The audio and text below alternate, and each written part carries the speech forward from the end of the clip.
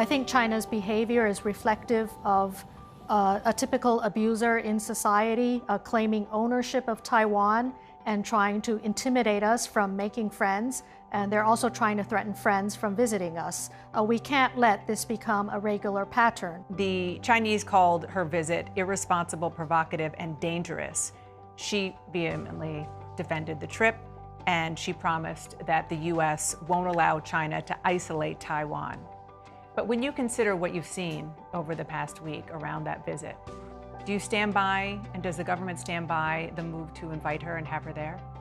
Yes, well, you just quoted the words irresponsible, provocative, and dangerous. And I think these are words that apply to the actions of China over the past week.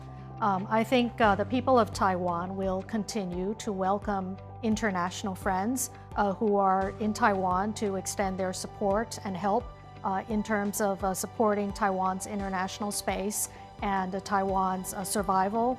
I think China's behavior is reflective of a typical abuser in society, claiming ownership of Taiwan and trying to intimidate us from making friends. And they're also trying to threaten friends from visiting us.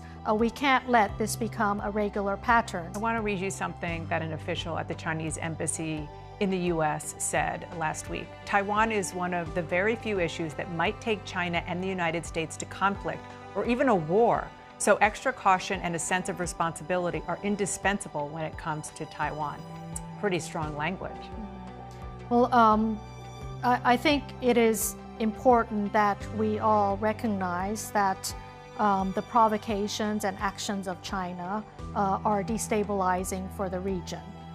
Taiwan has been extremely responsible. We are not joining the Chinese saber-rattling, provocative action. We simply want to continue living our lives. We want to continue breathing the air of freedom. We want to engage with the world. You get to the point where there is an attack by China, a real one, an aggressive one. Do you expect, does the Taiwanese government expect the U.S. to come to its defense? Well, that's a hypothetical scenario. We have a very strong partnership with the United States that is codified in the Taiwan Relations Act and the 6 assurances.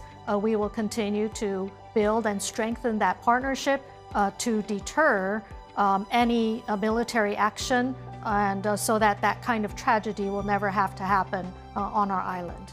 Thank you so much, Representative. I appreciate it. Thank you.